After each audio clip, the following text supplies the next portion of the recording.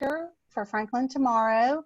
And Frank Talks, our topic today is disrupting everyday bias. And we're going to be talking with Dr. Andre Churchwell, who's the Vice Chancellor for Equity and Diversity at Vanderbilt University, as well as at the Medical Center. He's got a great bio, and we'll be sharing that with you in a minute. But Frank Talks is always held on the second Monday of the month, and we have been doing this remotely, obviously, for a couple months, and I hope we don't have, we're doing it separately so that we don't have to wear our mask today, but got one handy, and I hope all of you do, and all of you stay safe. And we want to welcome our board chair, Alina Bell, to welcome you also and tell you just a little bit, but we'll get to our sponsors, Williamson Medical Center and Renaissance Bank, in just a few minutes. But we'll get Alina to unmute, and there we go. So Alina, welcome this morning. Welcome, Mindy. I'm so happy to be here. Happy summer to all the ones who are watching us via our webinar. We're so happy to have you, and thank you for your investment of time. I feel like this is going to be a very important discussion, and we're just so happy to have you give feedback and let us know what you think about it. Thank you, Mindy. Great, so much. So as I mentioned, we have some great partners who help us present Frank Talks on a monthly basis. And I first want to welcome Williamson Medical Center, who's our sustaining partner, and also Renaissance Bank, our presenting partner. But first, we're going to hear from Williamson Medical Center Marketing and Communications Director Nicole Volk, who's going to give us a little update on Williamson Medical Center and what's happening with the COVID crisis as well. So Nicole, good morning. Good morning. Thank you for having me, and hope everyone is doing well out there, and like Mindy had said, staying safe.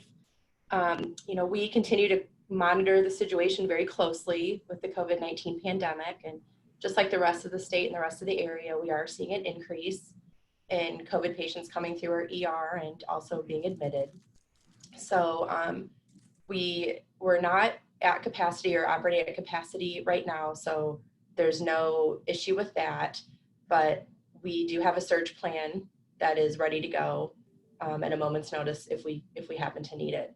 But I think the more important thing I wanted to stress, or two things I wanted to stress, is please, please, please do not put off your medical care at this time. It is safe to come to your doctor's office and to the hospital. There's also a virtual visit options if that is something you're more comfortable with. But you know, we saw a lot of people putting off very serious health conditions back in March and April, and we just don't want to get back to that. There's no need to. It's safe here. We're taking a lot of protocols just like every other hospital. And Nicole, if someone comes and they don't have a mask, you have a mask available for them, since Williamson County is under a mask mandate, right? If somebody shows up? We actually, just because those courtesy mask supplies are just diminishing, we're asking that people bring their own mask with them when they come to the hospital. So we're asking people to be prepared for they come now that mandate is in effect. Great. And I think you have a video to show us? Yes, and so kind of along those lines of please don't put off your healthcare needs, I wanted to bring the medical experts here to you guys, and you can hear from them a little bit more about that. So right. Let's go ahead and watch that video. Great.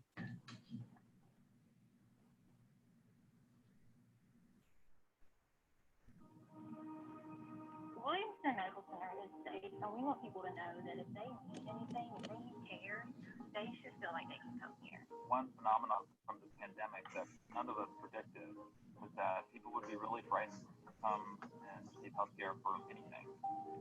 Williamson provided all the PPE we needed. There was never a day that we didn't have that available to us. That was an issue here.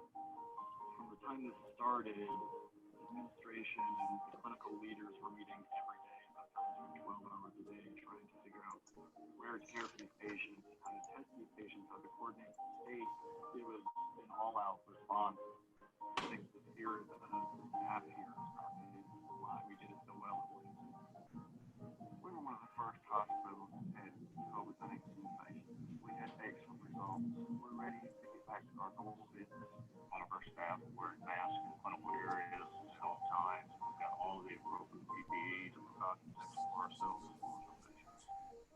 have healthcare needs, we're interested in caring for all patients with all problems, coronavirus related or otherwise.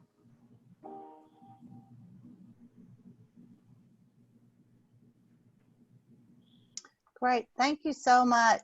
And Williams Medical Center is an important part of our community, and we appreciate their support of Franklin Tomorrow, but especially during this difficult time of their support and communication with the community. It's very important to keep people informed. So thank you so much, Nicole. You're welcome. And we thank the community as well, and really, really appreciate their support. It really keeps us going, and we love it. So great. Thanks so much. Thank you, Nicole. Hi, Diane. Good morning from Renaissance Bank. Diane LeBlanc. Good morning. Thanks so much for having me, and we appreciate the opportunity to sponsor Franklin Tomorrow's FrankTalks.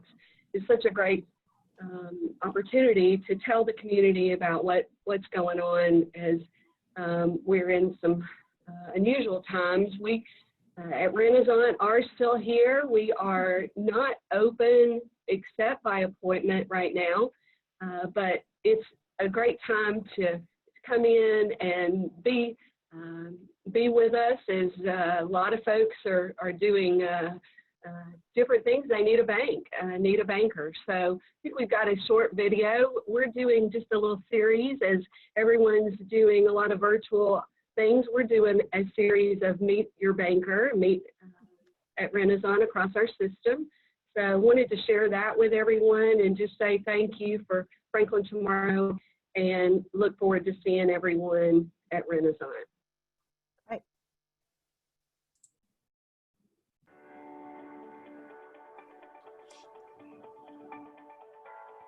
So being a banker for over 20 years, I think, has given me that experience, and seen a few unusual things, but been able to experience different things with different clients. So having that history and ability to know who to go to if they have a problem. If I don't know the answer, I think it's so helpful to clients. They don't have to spend 10 calls calling 10 different people, and they can just call me and let me handle it, and then I get back with them with their answer.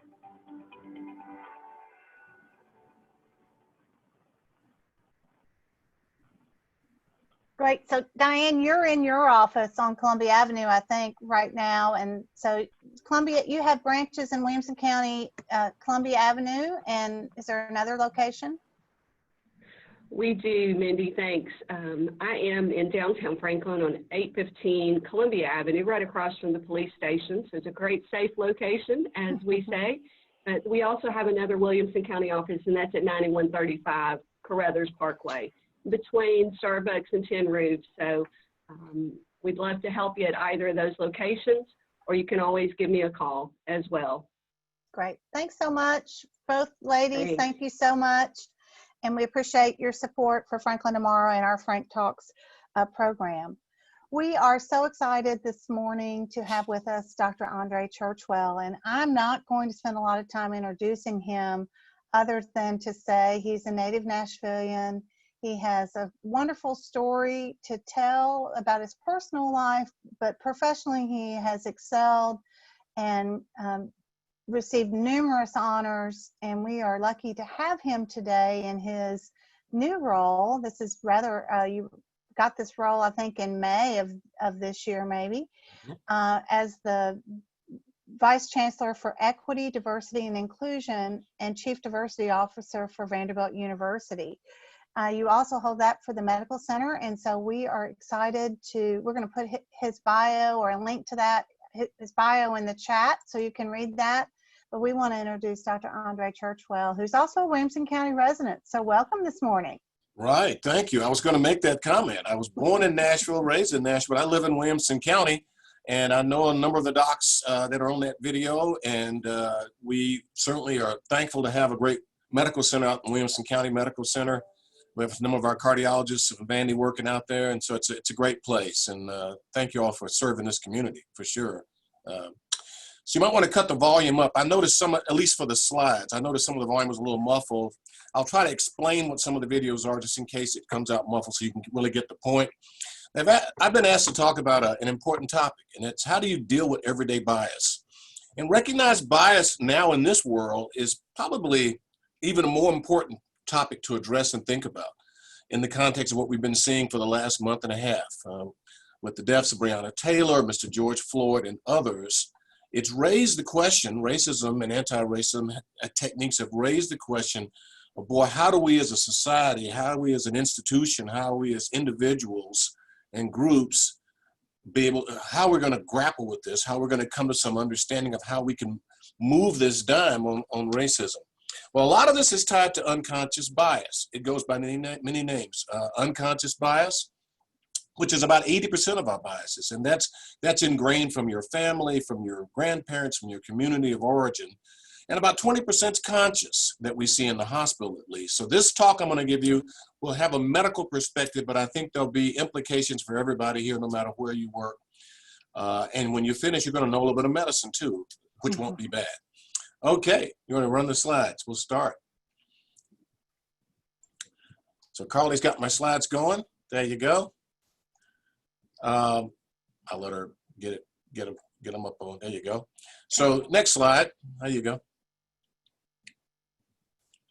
So these are my colleagues that preceded me to let you know that no one does this alone. So our Office for Diversity Affairs here at Vanderbilt Medical Center started in 1991, and there've been a number of people I've been standing on their shoulders for years to get to where we are. And we've kind of come to the conclusion that many institutions that you can't be successful in the 21st century without being really involved in diversity and inclusion. And the inclusion part's the key part. Next slide. So this is our journey at Vanderbilt. And so the building to the right that you're looking at is our cultural competency. This is a metaphor. This is a drawing I did to kind of explain our journey in diversity and inclusion over the last 5 years, 4 or 5 years or so. We could not do anything that you see on this slide, whether it be building a sense of community here at Vanderbilt, whether it be connecting our research to our diverse populations in the upper left-hand corner, or being more engaged with our communities as that portal manager is down on the left-hand side as he gatekeeps between the Nashville and Brentwood communities and Williamson County communities and our Vanderbilt patients. They come from those areas. So if we don't know about our populations out in the communities, they tell us about our patients. So we need to be more connected to our communities. And so we've really engaged in that over the last 4 or 5 years. But next slide, next click it. It'll have some red lines there. So we've done a lot of things over the last 5 years or so. I'm going to focus on the right to the building, the cultural competency building.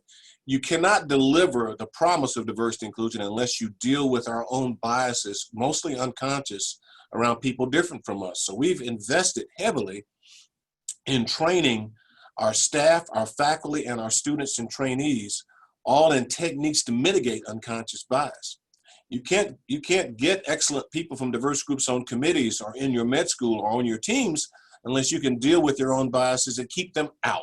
So we have to be more inclusively excellent about getting people different from us who may bring tools, techniques, ideas, experiences that would really be important in moving the ball forward. So we've invested with Cook Ross, the training group from out of Washington, D.C. that's helped us. We've trained 25 trained the trainers over the last 4 or 5 years. And at this point, Vanderbilt Medical Center is about 24,000 people strong, like a small city. We've trained about 5,000 or 6,000 of our faculty, staff, and students so far. And you have to do that because our job is to build a climate and culture that's inclusive, right? That values diversity. You're not going to be able to get there unless we deal with our own individual blind spots, is the other word that's used, around our biases, our unconscious biases. Next slide. So if we value diversity and inclusion and add that to our teams, it makes us better problem solvers and creates a sense of community, which we really want at our jobs, in our hospitals, in our institutions, in our communities. Next slide. But we're going to have to grapple with this bias thing. And our learning about this, our experience from this actually comes out of the corporate world. This is a drawing I created. Way back in the 60s, Coca-Cola was still leading the pack on soft drinks, but they weren't that far ahead.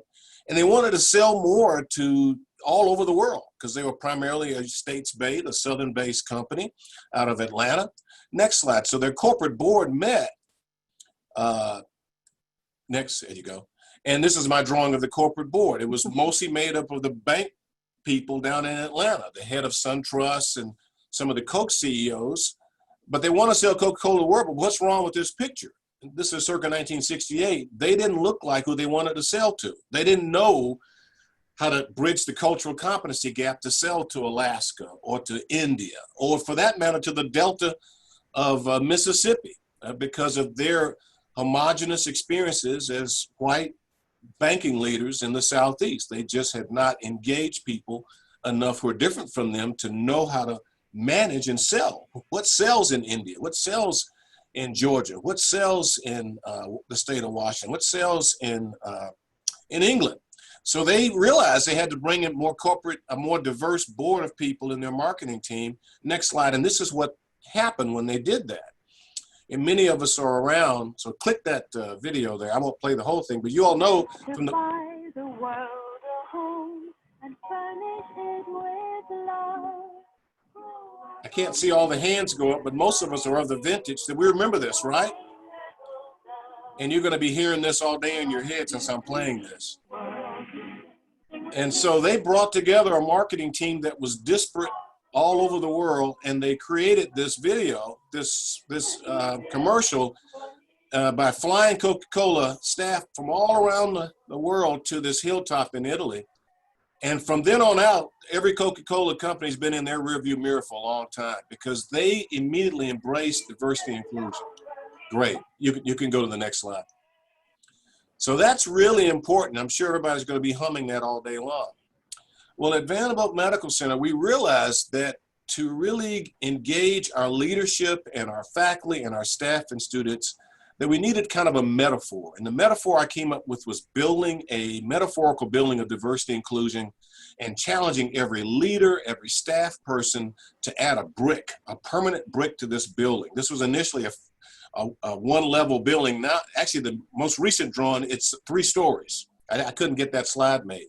And these circles reflect bricks that have been laid from top down and bottom up, things from staff, things from students, things from leadership.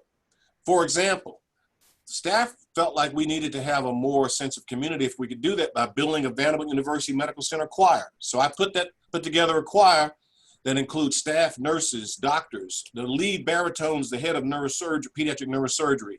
The lead alto is one of the key cooks in the kitchen of the medical center. One of the other lead altos is the chief of pediatric cardiology here. So we've built this kind of sense of community. It's probably our first employee identity group. And those are really important things to build that brings people together to work out their differences. And so you can see other things we've done by adding programs such as diversity initiatives, such as creating an unconscious bias training program you see up to the top left, such as recognizing that in our hospital, if you walk down the halls, all you see hanging on the walls that we value or have held in esteem are white guys from the 1920s and 30s and 40s. There's nothing wrong with honoring those scientists and lead physicians then, but that's a blind spot because obviously there are women and the people of minority status who've equally contributed. So we now have a Hidden Figures event we do every year now for the last 4 years, where we go back and we find someone, a staff or a nurse, who's contributed mightily to this medical center to advance it. And we have a big event where we celebrate 4 people a year, and we have a wall of honor that we have their pictures and what they contributed to outside my office here. So you got to build this. And the key thing on diversity inclusion has to be intentional because it's not organic. We don't think about this. Next slide. So we built a tool that we've actually used we've published this as a matter of fact. Next slide, let me go to that slide. The next slide really lays it out there. The tool says, okay, Diane or Nicole or Elena, you've got a committee you're going to form to do a task. Create your committee. And what we typically do, we're all humans. We choose the same people we always pick. People we know, people we think will add to the discourse. But what we're saying is that you need to pause and reflect after you've created that committee on the day they first meet. Who are you missing? What are your goals and outcomes? What key stakeholders are missing on this team? What aspects of diversity would add to the richness of that discussion. It could be race, it could be ethnicity, but it could be geographic location, it could be age, it could be disabilities. Our example, our best example, we're rebuilding the lobby of this big hospital, the Vanderbilt Adult Hospital. And so when they call the team together to put it together, it's environmental services, the chief nursing officer, the head of finance, electrical services director, and that's really about it, and the chief financial officer. Well, I challenged them. I said, you're missing people, because what about people who live in Crossville that are driving in here with children? What about people with disabilities, physical or hearing or speech?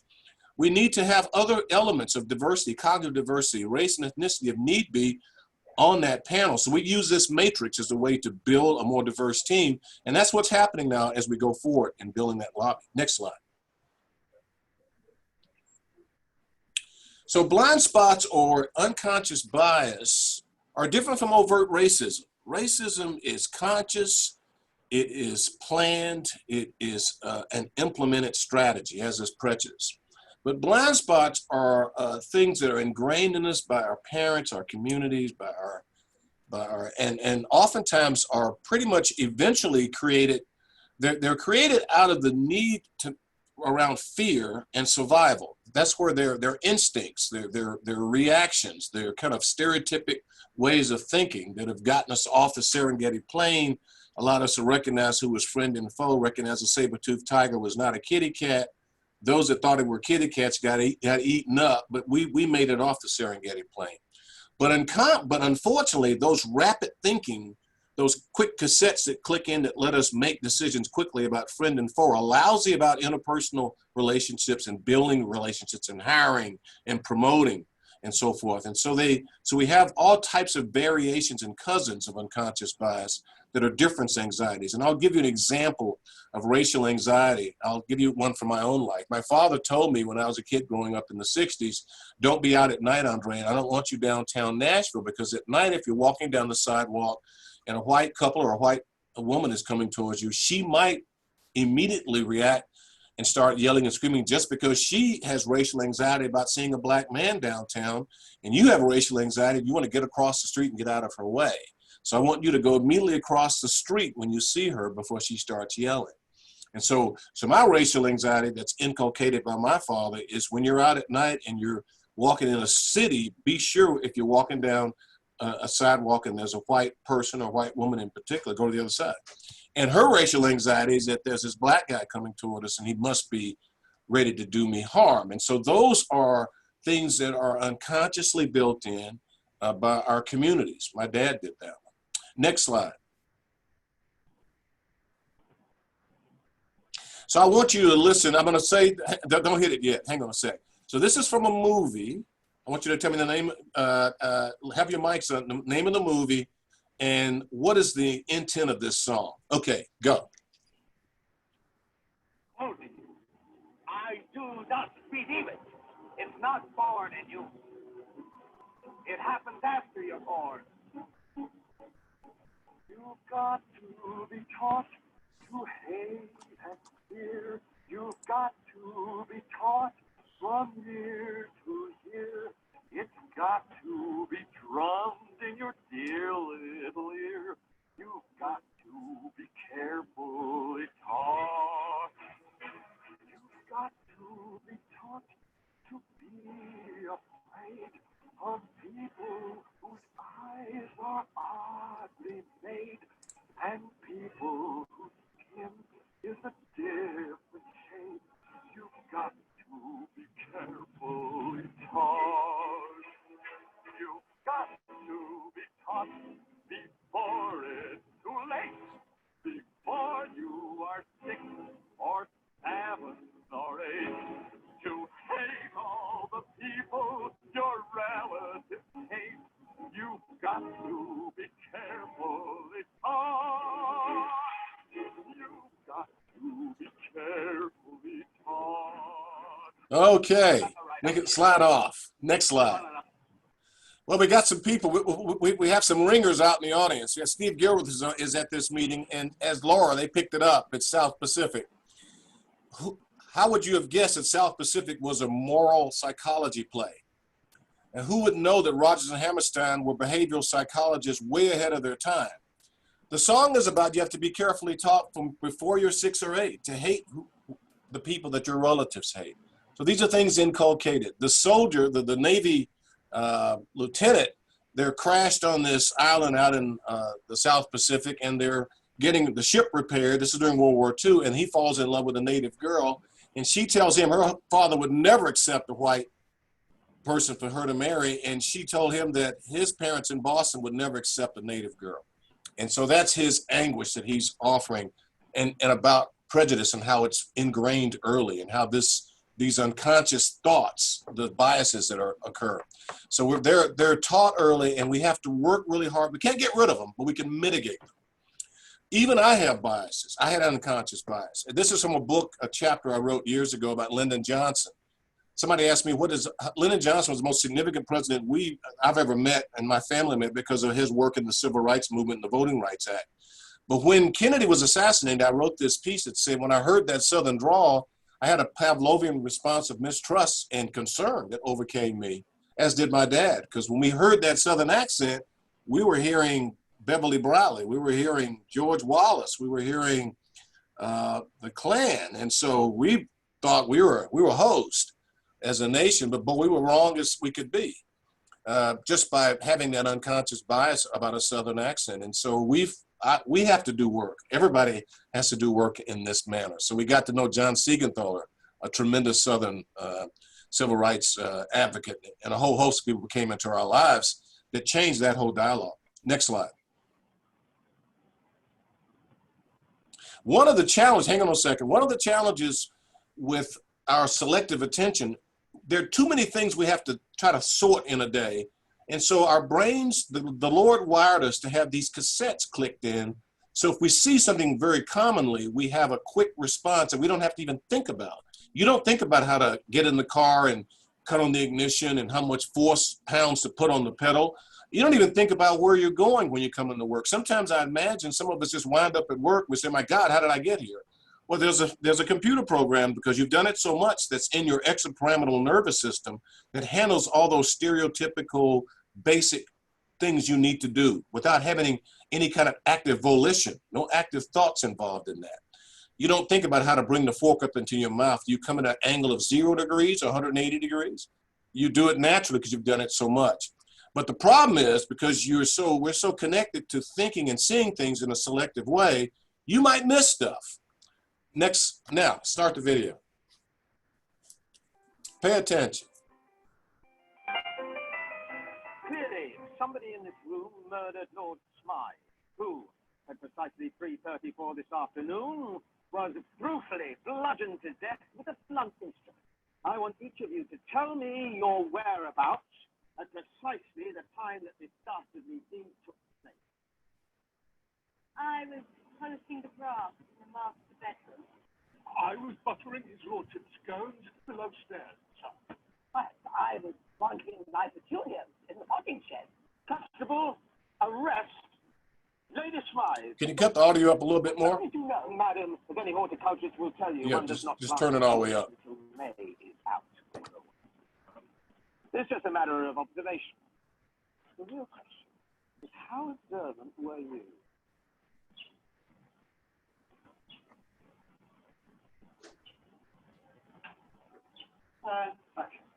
Clearly, somebody in this room murdered Lord Smythe, who, at precisely 3:34 this afternoon, was brutally bludgeoned to death with a blunt instrument.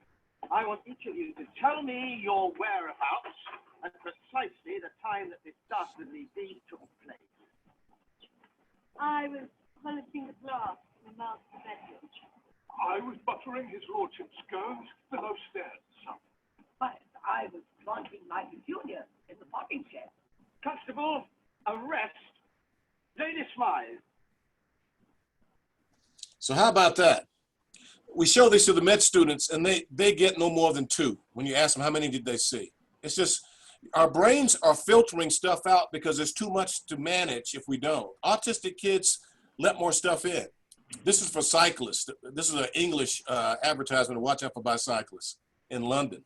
But the point is, along with our unconscious biases that that make us think about people or an event in a certain way, that directs our attention. Our brains are filtering everything else out so we can manage during the day. Next slide. So that actually compounds the problem, I might add. When we focus on something, we can miss things. That's called intentional blindness or bias. We don't see things that are right in front of us because we don't expect them or are looking at something else. Next slide. You can just keep clicking. So we have 11 bits of information coming at us at any one moment. Color of the lights, the color of the room, the wallpaper, all that stuff, the sounds coming in, and we can't manage all that. The autistic kids hear more. That's one of their things. And next slide, keep clicking. We eventually pare all that down so we can only put about 40 pieces in there, okay? Get absorbed. But even that is selectively filtered by our preferences, which are tied to our biases. Our unconscious biases are our preferences there, and that leads to, that adds to the selective attention. Next slide. So what are your associations with bias? Next. And that's important for us in the medical world, and I'll bring that up more. Because if people of color, because they are, next slide, because of that issue around your unconscious bias where you don't view them in the same way as someone of your white color, it winds up in the medical literature, we see that there's all kinds of things that people of color receive less, just based on the fact that their skin color is different. Less breast cancer screening, less eye exams. Here comes a helicopter. Next slide. I'm going to get up closer to the mic. Next slide. And there's big health disparities that come out of that because people are given care preferentially. And once again, non-intentionally. This is by purely implicit unconscious bias. You get less, have more diabetes that occurs, more strokes, because we're not paying attention. We don't give care. Even in my area of cardiology, we found that if you are in the hospital and you have a cardiac arrest on the floor, one of the risk factors for not surviving that cardiac arrest is being African American. For some reason, we don't go as fast with the crash cart to those rooms. And that's a big national study that was published in the New England Journal of Medicine. And the doctor said, we're not bad people, we're not racist. And it's not that they are necessarily racist, they're not, but it's that unconscious bias delays their response. Next slide. So you can see how that can happen. Even if you're white and you have autism, you don't receive the same level of care. You're blinded by the fact that this person has autism and they don't get the same treatments. They don't get kidney transplants at the level. Next slide. And so culture and unconscious bias, it's a mixture. Everybody has culture, and we learn this stuff at an early age. These are our biases. And once again, this is not being bad people or good people. I have a lot of great friends who have unconscious bias who are working on it right now. And it's just the way we've been brought up to think, and that becomes kind of an automatic response. Next slide.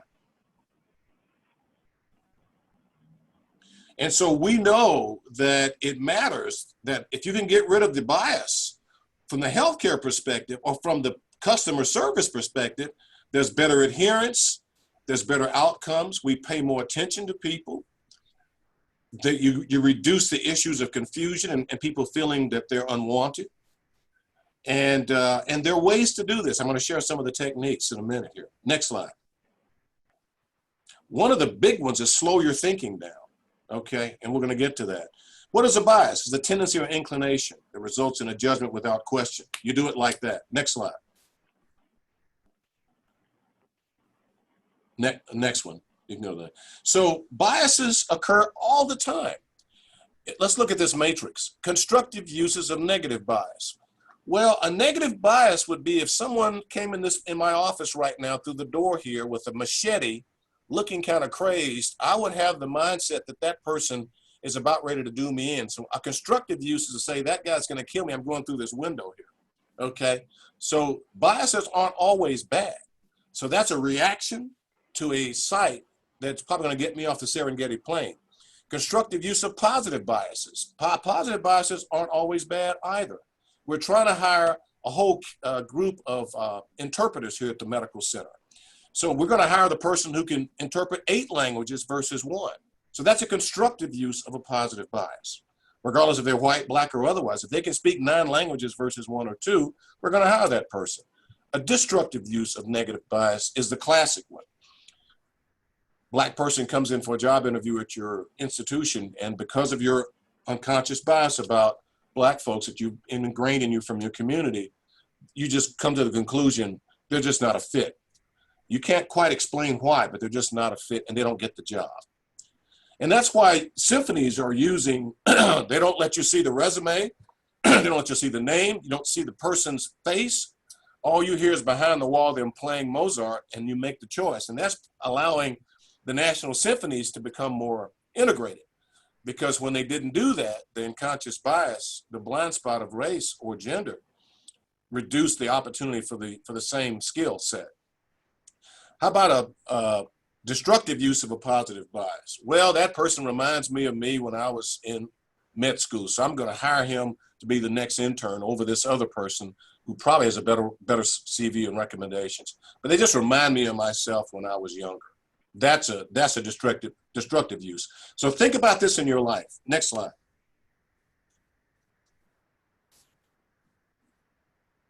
We see the world as we are rather than the way that it is. Right. We have to rapidly make assessments. So those cassettes click in. Those natural ways we've seen it are the answer. Next slide. For example. Yeah. Next slide.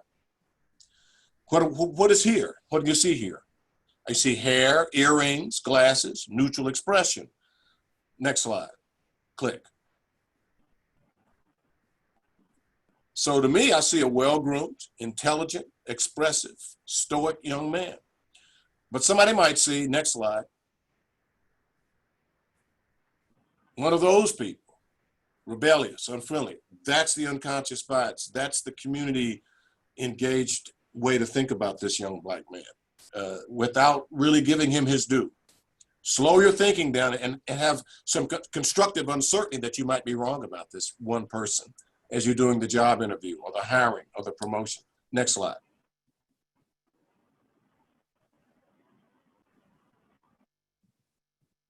Next slide. So I'm going to show you a series of people here. And I want to show you how we all use rapid decision making. Hang on, rapid decision making. Go back one slide for me. And I want you to think about, if you could go back. There you go. Is this person warm and personable? You have to make a rapid decision. Is that person dangerous and menacing? Is that person brilliant or an innovator? Okay, next slide. I'm going to run through these because that's what we do. We make rapid assessments. This guy looks scary to me. Big, foreboding. He's got these tattoos on his arms. Next slide. That's my immediate response. Who is this guy? He's mayor of a small town in Pittsburgh. That's his zip code on his arm. He has a master's degree from Harvard. He's received international attention for economic revitalization. And he just recently got elected to Congress, I just found out. So it's from that initial impression, how he looks, how we make an assessment before we begin to engage him, have some constructive uncertainty when you meet him in a job position or hiring position, a promotion position. Let your thoughts slow a little bit down to give him a chance to give his story. Next slide. Very warm, really comes across warm. Wow, seems to be a nice guy. Next slide. Ted Bundy, you all probably recognize him. Serial killer, has this charismatic look, has this warm, he's smiling at the jury as they're about ready to read whether he's guilty or innocent here. So quick assessments led to some real bad problems for some young women without having that constructive uncertainty, without shining a light on what you're thinking, to slow your thinking down. I need more information before I draw a conclusion on this person. Next slide. Miss Universe, right? So some would say, wrongly, Barbie doll, right? No. Next slide. Quick assessment. Erroneous. Slow your thinking down. She's from Russia. She's a Russian police captain. She has a PhD in civil law.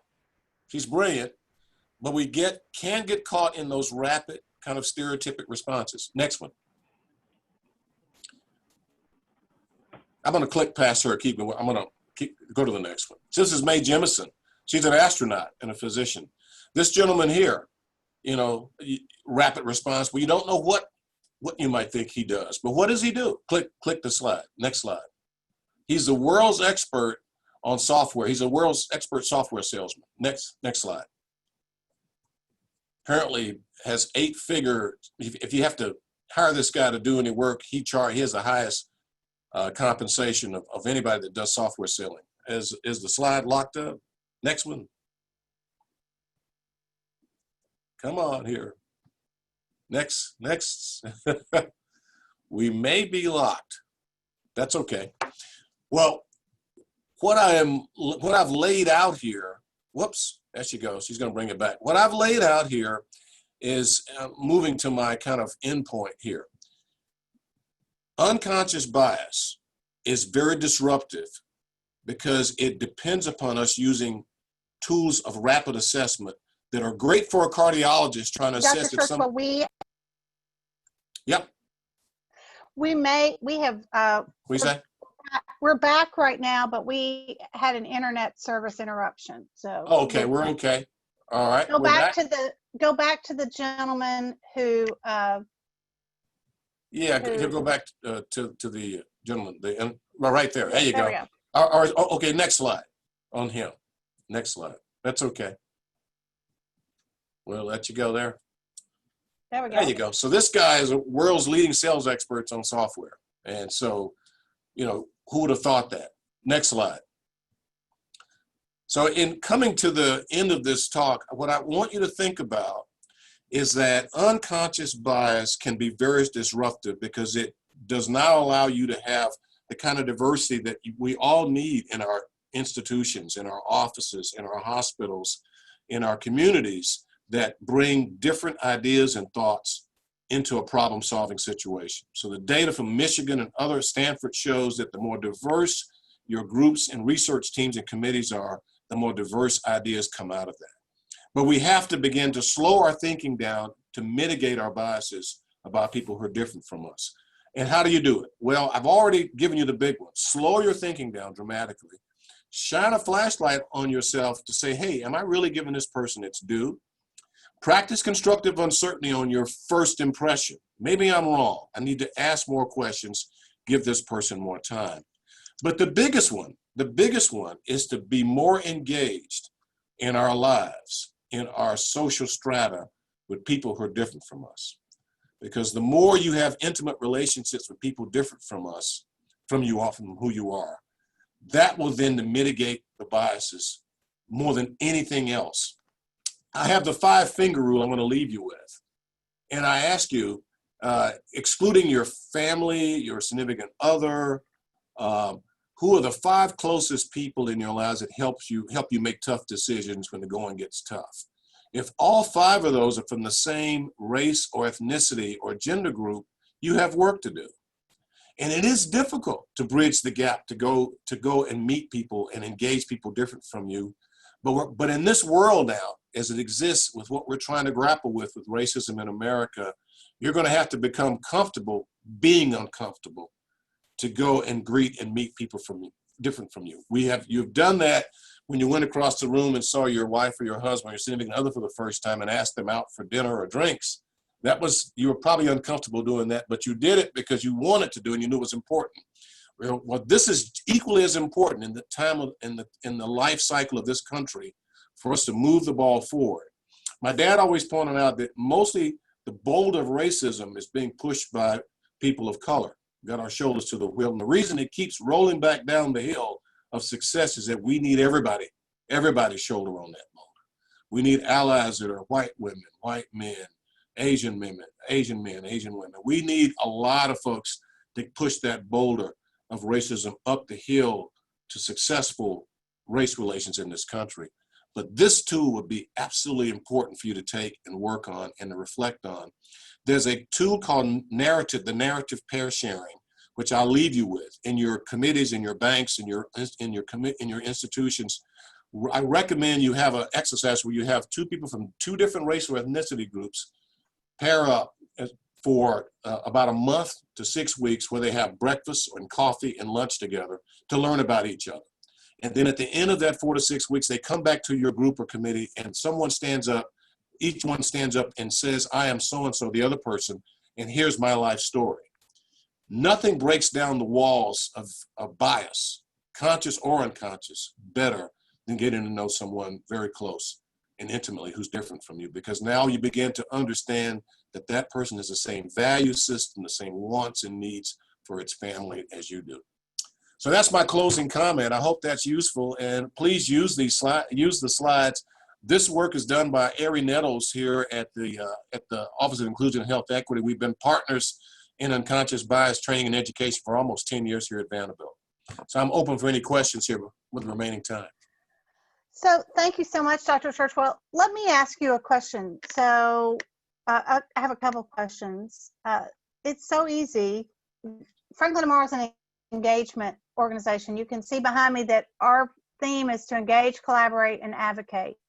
It's so easy to think that engaging is using social media and liking or expressing, but that's not what you're talking about. No. When you're talking about taking, being engaged and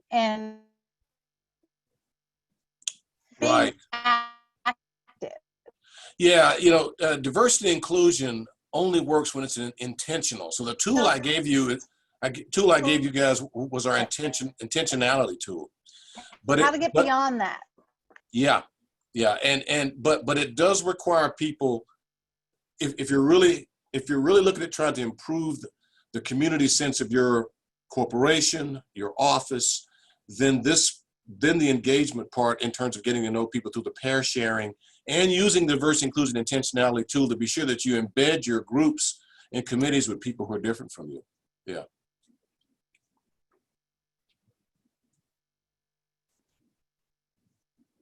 I think you may be locked up there.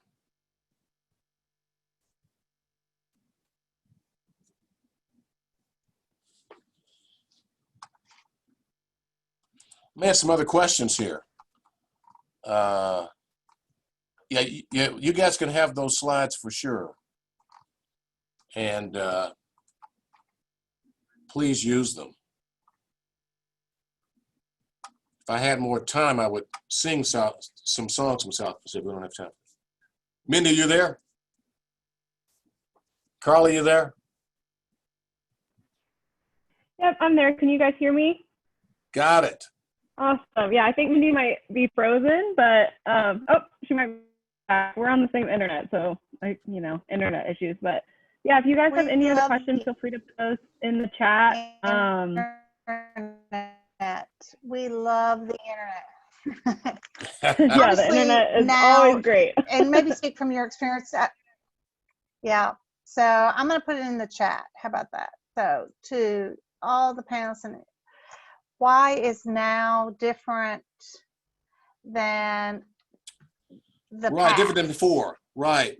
So being someone who has been in the civil rights movement since the 60s, we've seen things come and go. With the death of Martin Luther King, we thought it was all over, to be honest with you, and Robert F. Kennedy, but we saw great leaders show up after that. But the momentum behind these things has trailed off each time. What's different is that when you look at the composition of those involved in the true protests, not the insanity, not the looting, but the protests, it's a much more heterogeneous group. It's not just African Americans who are out there. There's young kids, there's white kids, there's Asian kids. There's different age ranges seen in that. And so that gives me the greatest hope because as I made the case, the boulder of racism can't be pushed by one group or one person or set of people. This is all of ours to share and push. The original sin of racism that's been here since 1619 has not been resolved, and so for it to be resolved, it can't be resolved just by one group or one person or a set of groups. It has to be resolved by all of us. But it will require us being able to engage people in ways that we can be authentic and we can share, and we get to know each other well enough to recognize that everybody has value. Yeah.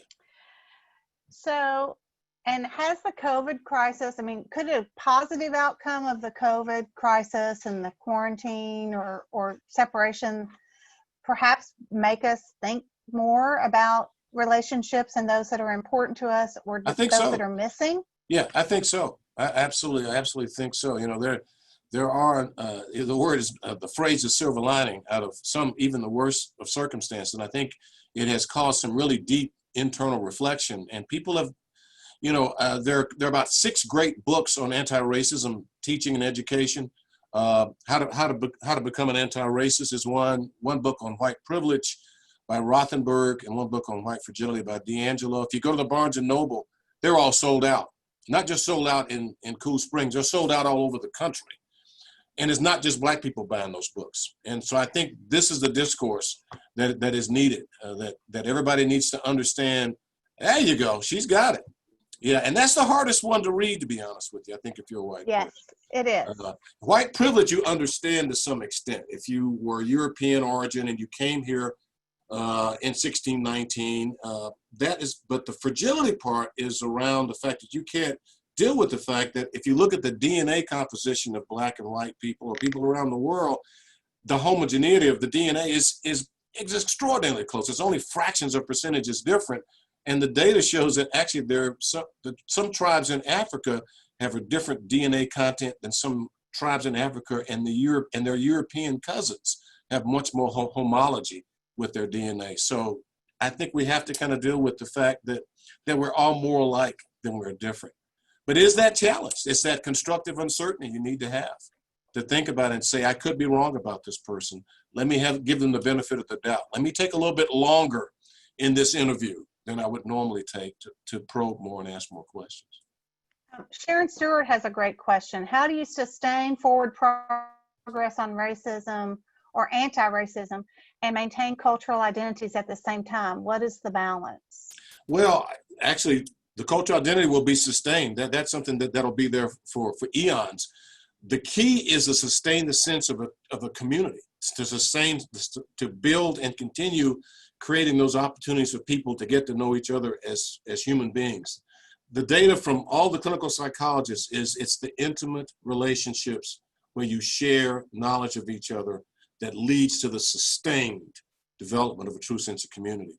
There was, how many people, I don't know, I can't see the raise of hands, but there was a beautiful segment on 60 Minutes, CBS Sunday Morning, about a white minister down in Shreveport, Louisiana, who went into this really horrible part of town where these Black folks live, these shotgun houses. And he has been there for 30 years and has built relationships throughout that community and has brought other people in. And that's where he's lived. And so it is that aspect that he got it right. If you watch, I'd recommend you watch that segment. It does take us getting out of our comfort zones. The most segregated day in America is on Sunday. And we need to break that up. My church is finally integrated. The C. Hubby United Methodist Church was a Black church formed from the merger of C Chapel and the Meharry Chapel back in the 1920s. It is now integrated, and we're better for it. And I would say that, that's the work we have to do in America to create opportunities for this pair sharing to occur, and to do it repetitively and recursively, and to keep building. Because my 5 fingers, I've got 3 people that are not African-American at all that are my closest buddies. One is Armenian American, who I grew up with and went to med school with. The other kid is a Polish Jewish kid whose parents met in the Warsaw sewers and were married in the sewers during World War II. Now, we may have common points of struggle as our socioeconomic struggle from our points of origin, from my family and their families, that may have led to some common streams there. But we're from different places, but we are like that. And we talk all the time and have been colleagues and friends for almost 45 years. And so it does take work, but that's going to be our ultimate answer, I think. And just one more question, maybe. So this week, from Ramon Cisneros, this week we remember the 6th anniversary of the passing of John Siegenthaler, who was a great American and a great Tennessean. Can you comment on the people witness a racial bias and do not condemn it. Is that racial bias as well? It is. It is. It's, you know, we're doing education here this starting in July, and I would recommend that you all, every institution or group, use active bystander training. There's a company called Green Dots that actually creates a beautiful set of modules and training on how to be an active bystander. When you see something done wrong to someone, whether in the hospital or in your office, a microaggression, some inappropriate comment, it teaches us how to step up and step into that. And so being someone that saw the bad thing occur but not act, that doesn't help them out. That actually contributes zero. So active bystander training is something everybody at Vanderbilt Medical Center is going to start undergoing. I think it's in August. It's called Green Dots. The company is called Green Dots. It's called Active Bystander Training. I recommend another training session on anti-racism training that's been around for years from a company called Crossroads. And they're right outside Chicago. There's another one called Pacific Education Group that uses difficult conversations, but I think the Crossroads group is better. It's been around longer. And they do online, they do in person, but not anymore with COVID, but they do online training around anti-racist training. But I would begin to read the books. You've got books on Kendi's book, which is now coming out, How to Become an Anti-Racist, a phenomenal book, New York Times. And I think Mindy has the White Fragility book. The White Privilege book is spectacular. I would get that. And those would be kind of the beginnings of my library. I would recommend having book clubs in small groups at lunch where you actually discuss these books. I know that Franklin First Methodist is starting a training program on White Fragility tonight. And I recently participated with Shakita Patterson of United Street Tours. She did the 7-day anti-racism challenge and did that with a group of people. Yes. And we would love to maybe bring that to Franklin and to our audience as well to become more active as bystanders, but also as interveners. So intentionality is everything here. Mm-hmm. Things don't happen organically in this space. There has to be intentionality. Intentionality, that's our word for the day. Dr. Churchwell, thank you so much. We're going to sign off in a few minutes. We're going to run through just a couple things, closing announcements. For anyone who's participated today, we will be sharing this video on Facebook and on our website later today, so you will be able to share it with your friends, and we would ask you to share it with your friends. Talk about it. Make an intentional act to talk about this program today and to learn more, whether it's by reading a book or participating in a program, moving forward this conversation in our community. Become engaged, collaborate with others, and then advocate for the future of our community. That's what we want to do, and that's what we encourage you to do. Dr. Churchwell, thank you so much. Take care, Mindy. Great. Thank you so much. Take care, our next event will be July 28th, and that'll be our Breakfast with the Mayors. And we will be hosting, and the registration is open for that now. We will be hosting Commissioner Mark Ezell, who is Commissioner of the Department of Tourist Development, and he will be our speaker that day, and as well as Jason Golden, the Superintendent of Williamson County Schools. They'll be joining Williamson County Mayor Rogers Anderson and Franklin Mayor Ken Moore on July 28th. You can go to our website to find information on how to register for that event, and we'll also put it in the chat right now. I've got it, I think, here, that you can register for that event. That'll be on July 28th.